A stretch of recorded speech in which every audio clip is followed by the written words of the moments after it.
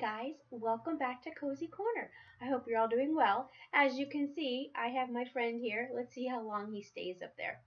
Okay, so we're starting a new book today. Now, it's called Classroom 13. Now, this is a really big book, but that's not the book that we're going to be reading. There's 3 books in one. So, we're only going to read a third of this book, okay? Because there's 3 of them in one. So, the first one we're going to read is The Unlucky Lottery Winners, Classroom 13. Okay? The authors are Honestly and Matthew J. Gilbert. All right? So let's find out about Classroom 13 and the Unlucky Lottery Winners.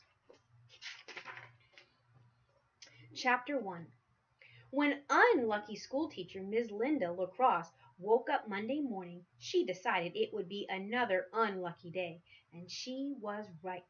First, she put too much milk on her toast. What? And too much butter in her coffee. Oh, yuck! Then she forgot her umbrella.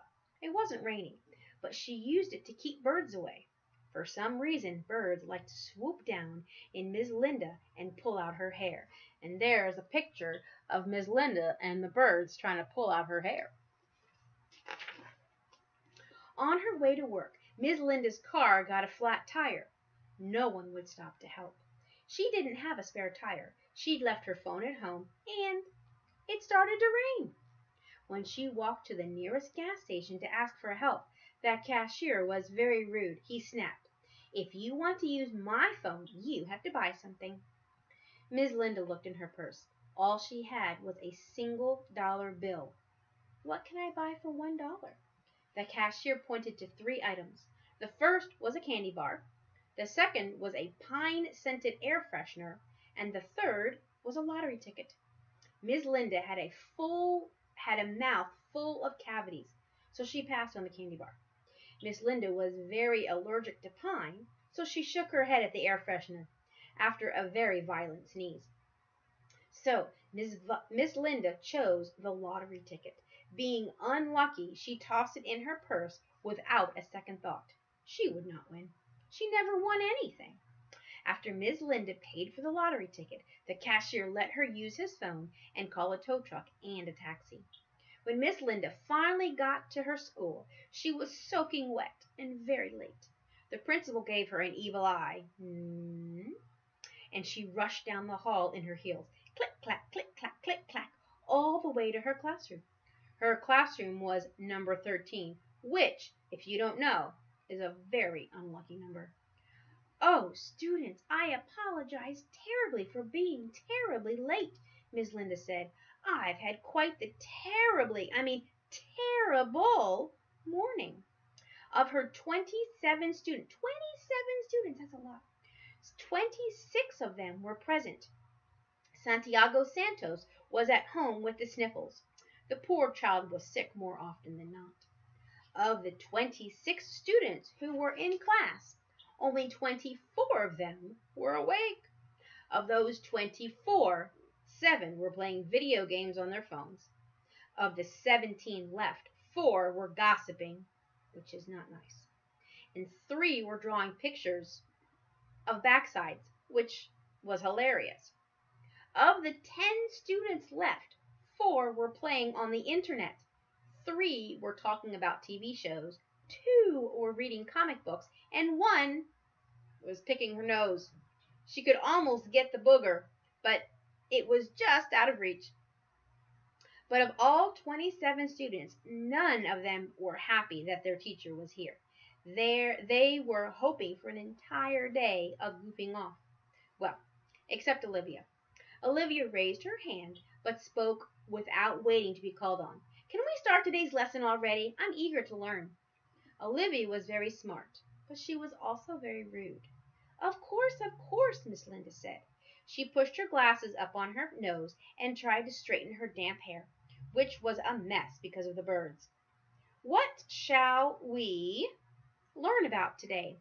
Let's start with current events." Those are events that are happening right now in the news. "My dad says the only important news in the world right now is the lottery," said Isabella.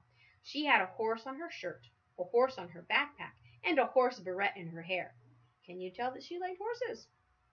Right now, the lottery is worth $28 billion.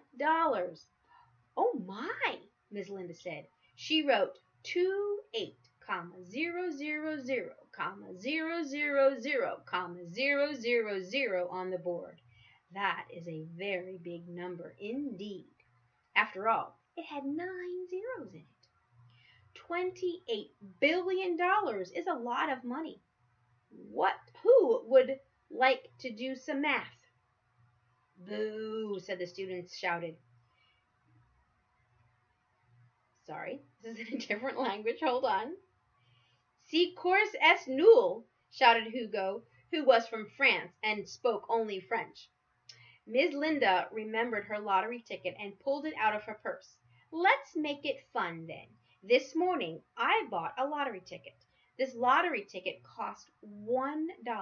If I win $2, what percent is that? Only Olivia raised her hand. Do you think you'll win? Zanima asked. I hear the odds of winning the lottery are less likely than the odds of getting struck by lightning. I have heard the same thing, Miss Linda said. It is much more likely that I'll get struck by lightning than win the lottery. After all, I am very unlucky. If you win, can I have some of the money? Asked Fatima. Ooh, me too, said Jaden Jason James, who other students called Triple J. All the students wanted some of the lottery money. Miss Linda shrugged. I tell you what, class, if I do win, which is very unlikely, I promise to split my earnings evenly with every single one of you. All the students in classroom 13 shouted, Really? Except Hugo, who shouted, Sacre bleu! Of course, Miss Linda said. I made a promise, and I must keep my word. The students hopped up from their desks and huddled together in the middle of the class, whispering among themselves. Finally, they returned to their seats, and Ethan Earnhardt spoke up. Miss Linda, we value your word, but we would feel much more comfortable with your promise if we could get it in writing. Would you mind signing a contract and pinky swearing to share the money if you win? Miss Linda thought creating a contract was a good lesson for the class, so together they drew up a contract, which Miss Linda and every student signed. Then, one by one, every student in Miss Linda's class walked to the front of the room and did a pinky swear with Miss Linda. For the rest of the day, the students were nicer than usual. Perhaps Miss Linda's luck was changing. That day after school, Miss Linda walked home. She was struck by lightning. Twice. Chapter 2. When school teacher Miss Linda Lacrosse woke up Tuesday morning, she was in the hospital. She had survived both lightning strikes, and everyone kept saying, You are very lucky. On Wednesday, when Miss Linda Lacrosse woke up in her own home, she decided it would be a very lucky day for a change. And she was right. First, she put the right amount of milk into her coffee and the right amount of butter on her toast. Then she turned on her TV and saw the winning numbers for the lottery. Miss Linda Lacrosse had won! When Miss Linda received her winnings, she did exactly as she said she would and split the winnings with her students. Are you serious? Asked Priya. I'm very serious, said Miss Linda Lacrosse. But why don't you just take the money and run? Asked Liam. That's what I would do. Well, then it's a good thing that I won the money and you didn't, said the teacher. She wore nice new clothes and had fancy laser eye surgery, so no more contacts. Her hair also looked very nice. Now that she had a limo and a chauffeur, the birds never had a chance to pester her. Are you really going to give us equal shares of the money? Asked William, who didn't trust anybody. Of course, said Miss Linda. A promise is a promise. What kind of a teacher would I be if I didn't keep my word? In this lottery, Miss Linda was the only winner, which meant she now had $28 billion in her bank account. $28 billion divided by one teacher and 27 students equals $1 billion each. Whoa. Hold on, shouted Ethan. He held up the contract. You only made a promise to the students who were in class that day. Santiago Santos was homesick. Yeah, the student shouted. Wait, what? Said Santiago with a sniffle. He was still a little sick. But Santiago is part of our class, said Miss Linda, even if he was homesick that day. Miss Linda wanted to be fair. Nope, no way, the other students disagreed. Think of the Constitution of the United States and the Declaration of Independence, said Ethan Earnhardt. He was a gifted speaker and a natural-born leader. George Washington and Benjamin Franklin signed the Constitution. Santiago did not. That is true, Miss Linda agreed. Thomas Jefferson and John Hancock signed the Declaration of Independence, Ethan continued. Santiago did not. This is also true, Miss Linda agreed again. And only the students who were in class that day signed this contract. Santiago was not and did not. That is also true, Miss Linda was forced to agree.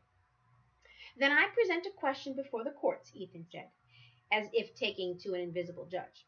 Would it be fair for Santiago Santos to take money for a contract he did not sign? We have a right to that money, but he does not.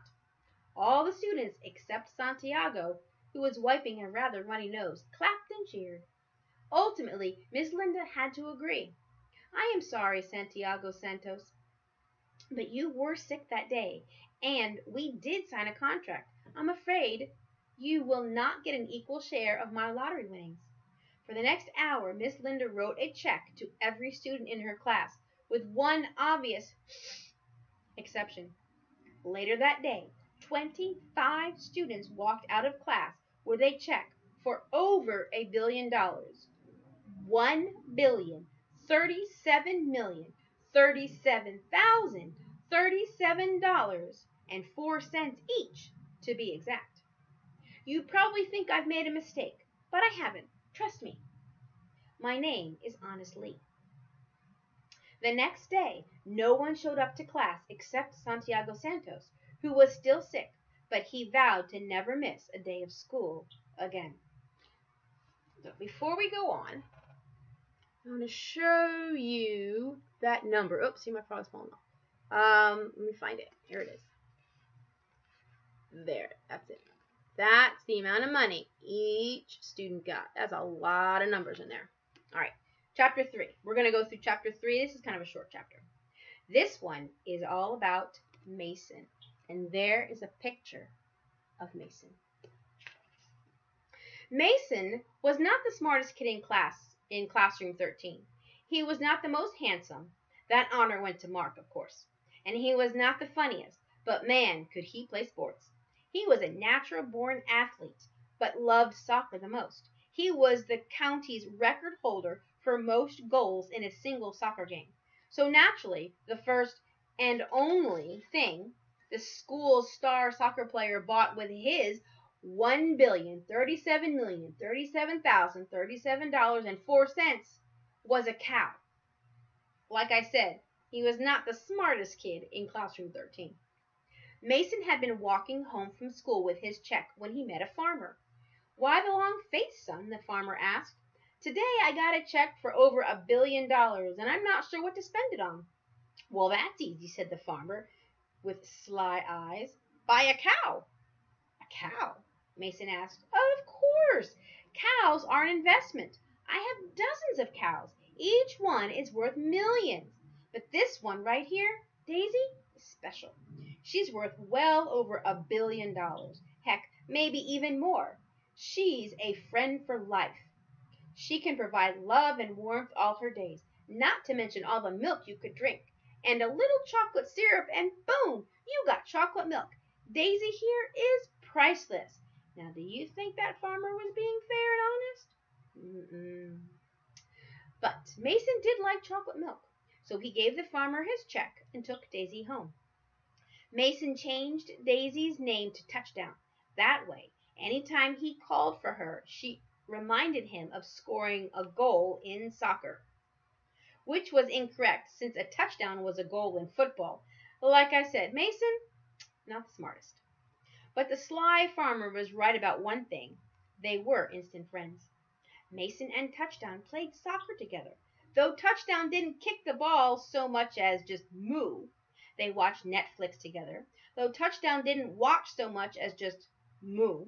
And they walked to school each morning, during which time Touchdown stopped to eat grass and would occasionally, you guessed it, just moo. Touchdown provided Mason with fresh milk every morning, and Mason cleaned up the big piles of poop that Touchdown left in his front yard.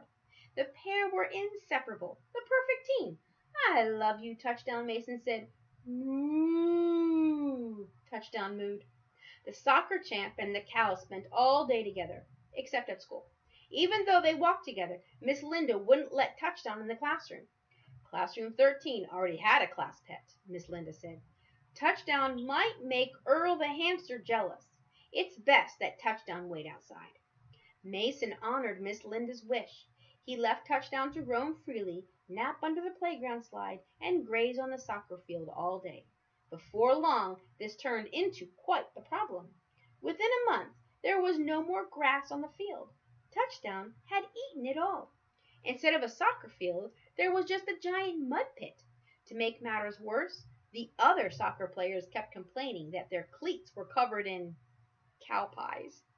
Mason didn't understand the uproar. Pie was a good thing, wasn't it? Ooh, do you know what a cow pie is? It's not a pie. It's cow poop. The school's athletic department demanded someone pay for the damages. Not having any money left, Mason didn't know what to do. Luckily, Touchdown did. Touchdown took a day job at the school crossing guard. Nothing stops traffic quite like a cow in the middle of the road. So that's how Mason spent his money. I wonder how all the other students spent their money. I think when we come back, we'll find out how each of the students spent their money. I'll see you tomorrow, guys. Have a good day.